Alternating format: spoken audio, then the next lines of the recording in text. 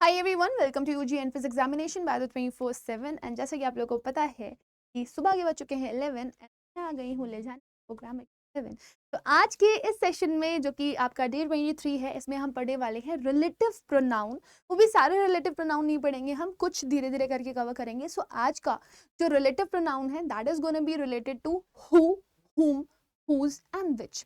तो इन चार रिलेटिव प्रोनाउंस को हम लोग पढ़ेंगे। अब रिलेटिव प्रोनाउन क्या करते हैं? रिलेटिव प्रोनाउन आपको रिलेशन बताते हैं कि जिस भी सब्जेक्ट के बारे में आप बात कर रहे हो वो कैसे रिलेटेबल है other part of the sentence से, राइट। नाउ अब यहाँ पर आपको दो चीजें बहुत ध्यान रखनी होती है। पहली जो चीज आपको ध्यान रखनी होती है वो है वर्ब, किस वर्ब के बारे में बात करी जा रही है। और दूसरा मैटर करता है आपका एंटीसीडेंट। अब ये एंटीसीडेंट क्या होता है? एंटीसीडेंट आपका बना हुआ है एंटी से, ANTI वाला एंटी नहीं, ANTE वाला एंटी। इसका मतलब होता है बिफोर, और एंटीसीडेंट का मतलब होता है नाउन और प्रोनाउन यूज्ड बिफोर। तो मैं लिख सकती हूँ यहाँ पे नाउन और प्रोनाउन यूज्ड बिफोर, राइट। सो ये बहुत मैटर करेगा, इसको ध्यान रखिएगा, बहुत मैटर करेगा, ठीक। जैसे फॉर एग्जाम्पल मैंने यहाँ पे लिख लिया द गर्ल who is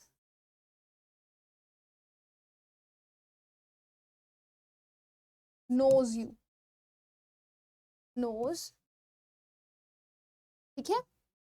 तो अभी अगर आप इस सेंटेंस को देखें और इस सेंटेंस में अगर मैं आपसे डिविजन्स पूछूं वर्ब का या फिर रिलेटिव प्रोनाउन का या फिर आपके एंटीसीडेंट का, तो आप मुझे आसानी से बता सकते हैं। अगर मैं रिलेटिव प्रोनाउन पूछूं यहाँ पर तो क्या है? हु है, ठीक है ना। ये हु रिलेशन किसका बता रहा है? इस गर्ल का। इस गर्ल का रिलेशन किससे बता रहा है? Other part of the sentence है। तो आप ये देख सकते हो, ये है other part of the sentence. समझ में आ रही है ना। तो यहाँ पर अगर मैं वर्ब की बात करूं तो मेरा वर्ब क्या बन रहा है? इस। तो ये वर्ब बहुत मैटर करती है क्योंकि वर्ब ही कनेक्ट करती है सब्जेक्ट को to the other part of the sentence. तो मैंने कहा यहाँ पर जो लड़की है वो क्या हो गई? अब हु तो आपका रिलेटिव प्रोनाउन हो गया, ठीक है। इज आपकी क्या हो गई? इज आपकी वर्ब हो गई। वहीं अगर मैं गर्ल की बात करूं तो आपको पता है ना, जो भी नाउन और प्रोनाउन यूज होता है रिलेटिव प्रोनाउन के पहले, उसे ही आप क्या बोलते हो? उसे ही आप एंटीसीडेंट बोलते हो। तो आप यहाँ पे देख सकते हो गर्ल आपका नाउन है और यही आपका एंटीसीडेंट भी। तो ये बहुत मैटर करेगा, समझ में आ गया ना। सो क्या क्या चीजें इंपॉर्टेंट है फिर से सुन लीजिए। रिलेटिव प्रोनाउन ढूंढना इंपॉर्टेंट है, एंटीसीडेंट ढूंढना इंपॉर्टेंट है, और साथ ही साथ में उससे जोड़ने वाली सेंटेंस को वर्ब भी इंपॉर्टेंट है क्योंकि वही पूरा रोल प्ले यहाँ पर करेगी।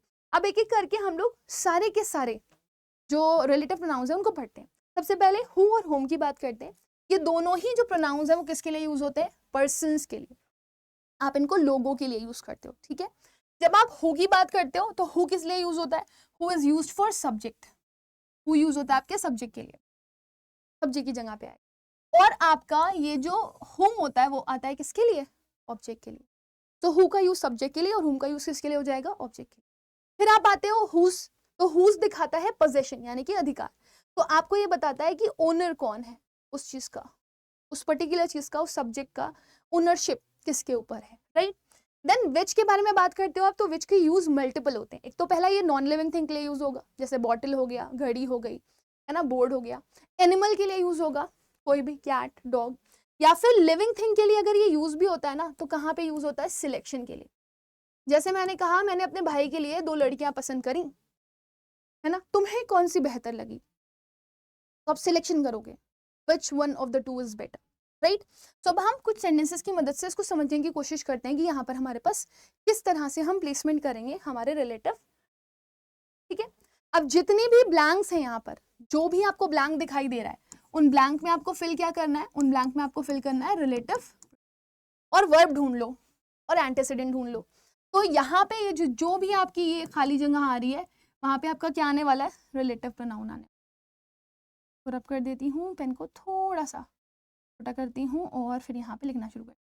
यहाँ पे आएगा आपका रिलेटिव, यहाँ पे भी आएगा रिलेटिव प्रोनाउन, यहाँ पे भी आएगा रिलेटिव प्रोनाउन, यहाँ पे भी आएगा रिलेटिव प्रोनाउन, यहाँ पे भी क्या आएगा? रिलेटिव। अब रिलेटिव प्रोनाउन के जो भी पहले नाउन या प्रोनाउन यूज हो रहा होता है वो एंटीसीडेंट होता है। तो यहाँ पे देखिए नाउन यूज हो रहा है, यहाँ पे नाउन यूज हो रहा है, यहाँ पे नाउन यूज हो रहा है, यहाँ पे नाउन यूज हो रहा है, नाउन यूज, ठीक है। तो ये सब जो आपके रिलेटिव प्रोनाउन के पहले लिखे गए वर्ड है, ये सब क्या है? ये एंटीसीडेंट है। तो मैंने ए लिख दिया, ये सब एंटीसीडेंट है, these all are antecedent, okay. और फिर अब वर्ब पे आते हैं। तो अब अगर मैं वर्ब के साथ आऊंगी तो यहाँ पे मेरी जो पहली वर्ब है वो है लिव्स। इस सेंटेंस में अगर मैं देखूं तो मेरी जो वर्ब है वो है फाउंड। इस सेंटेंस में मैं देखूं तो यहाँ पे लिखा हुआ है पर, इसका मैं ये वॉज हटा देती हूँ, प्लेस्ड है, ठीक है। फिर मैं यहाँ पे आ जाऊँ तो अगेन मेरे पास, अगर मैं वर्ब की डेफिनेशन यहाँ पर देने की कोशिश करूँ तो अगेन मेरे पास वर्ब क्या है, फाउंड। और फिर यहाँ पे आ जाऊँ तो मैं क्या लिख दूंगी, वर्ब बिलोंग, राइट।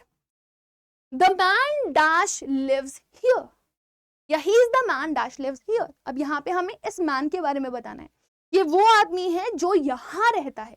तो अगर आप लिव्स से क्वेश्चन करोगे तो क्वेश्चन क्या करोगे, कौन रहता है यहाँ पर, तो आपको आंसर क्या मिलेगा, मैन रहता है यहाँ पर। Who lives here? Man lives here. Who lives here? Man lives here. है ना। तो आपका जो एंटेसिडेंट है वो इस केस में क्या बन रहा है, सब्जेक्ट बन रहा है ना। तो यहाँ पे आप क्या लगा देंगे, he is the man who lives here, ये वही आदमी है जो यहाँ रहता है।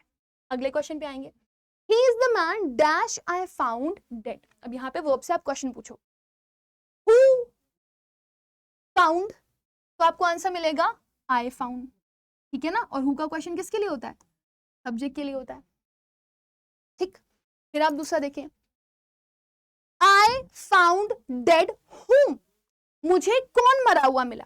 तो आप जब कौन का आंसर पूछोगे, हुम के लिए आंसर पूछोगे, तो आपको क्या मिलेगा, ये आदमी मरा हुआ मिला। तो उस केस में आपका एंटेसिडेंट क्या हो जाएगा, राइट। सो आप यहां पर क्या लगा देंगे, ठीक है ना। So the man who lives here. और अगर आपको इसको और इजी आइडेंटिफाई करना है तो आप देख लें, रिलेटिव प्रोनाउन के बाद अगर सीधे वर्ब आ जाती है पर्सन के लिए तो फिर यहाँ पे आप हु लगा देते हैं, और अगर सीधे वर्ब ना करके पहले सब्जेक्ट आ जाता है तो फिर यहाँ पे आप क्या लगाते हैं, हु। तो आपकी वर्ब बहुत इंपॉर्टेंट है। मैंने हु लिव्स हियर बोला तो यहाँ पे मैन आंसर मिल गया, लेकिन जब मैंने यहाँ पर पूछा हु फाउंड तो आपका आंसर मिला आई फाउंड। तो मैंने कहा अच्छा आई फाउंड डेड हुम, मुझे कौन मरा हुआ मिला, तो आपने बोला I found dead who a man. तो ये जो आदमी है ये आपको डेड मिला, और ये जो आदमी है ये ऑब्जेक्ट की तरह यूज हो रहा है, इस वजह से यहाँ पे हमने क्या लगा दिया, हु। अब यहाँ पे आ जाए, रिलेटिव प्रोनाउन आ गया ना, ठीक है ना। फिर यहाँ पे क्या कह रहे हैं, the river dash bank overflowed. तो अगर आप इस रिवर का इस बैंक के साथ कनेक्शन निकालेंगे तो बैंक का ओनर कौन है, इस किनारे का ओनर कौन है, रिवर ही है ना, रिवर का किनारा है ना वो। तो यहाँ पे आप क्या लगा देंगे, क्योंकि ये क्या डिफाइन कर रहा है आपको, possession. Next time, the cat dash I found in the cupboard. अब यहाँ पर देख लें एंटीसीडेंट आपका क्या हो गया, एनिमल हो गया। एंटीसीडेंट एनिमल हो जाए, एंटीसीडेंट आपका नॉन लिविंग थिंग हो जाए, ठीक है ना। अगर अधिकार नहीं दिखा रहा होता है तो हम किसकी बात करते हैं, विच की। The watch dash belonged to me, तो वॉच भी नॉन लिविंग है, ये नॉन लिविंग है, ठीक है। और ये क्या है, ये एनिमल है, दिस इज एनिमल। तो दोनों के लिए हमने क्या लगा दिया। एक और क्वेश्चन देख लें जो कि बहुत इंपॉर्टेंट है, अमंग द टू सर्वेंट्स, दो नौकरों के बीच में अगर मैं आइडेंटिफिकेशन करूं या चॉइस करूं तो dash one you find better, आपको कौन बेहतर लगा, तो आप बोलेंगे which one you found better.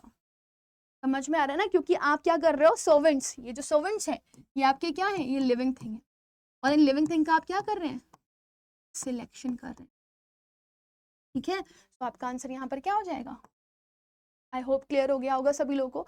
अब मैं आप लोगों को एक होमवर्क क्वेश्चन दे रही हूँ और आप मुझे कमेंट सेक्शन में आंसर करके बताएंगे कि वहां पे क्या आएगा, ठीक है ना। मैंने कहा you are the girl dash I was searching for. अब आपको क्या करना है, आपको चेक करना है सिर्फ और सिर्फ एंटीसीडेंट। अगर ये एंटीसीडेंट आप चेक कर लेते हो तो आपको मैक्सिमम चीजें पता चल जाए। क्या ये एंटीसीडेंट नॉन लिविंग है, नॉन लिविंग नहीं है तो विच तो लगेगा नहीं, और विच और भी नहीं लग सकता। लिविंग में विच लगता है, लेकिन विच के लिए कंडीशन क्या होती है कि चॉइस आनी चाहिए, तो हम तो चूज कर नहीं रहे, तो विच तो आएगा नहीं। अधिकार दिखा नहीं रहे, गर्ल का पोजीशन आई पर तो दिखा नहीं रहे, तो हुज भी नहीं आएगा। तो बचा आपका हु और हूं। तो अब आप आइडेंटिफाई कर लें कि हु और हूं में आप यहाँ पर क्या लगाएंगे। इसका आंसर आप मुझे after the video comment section में करके बताएंगे। तब तक के लिए bye, take care and God.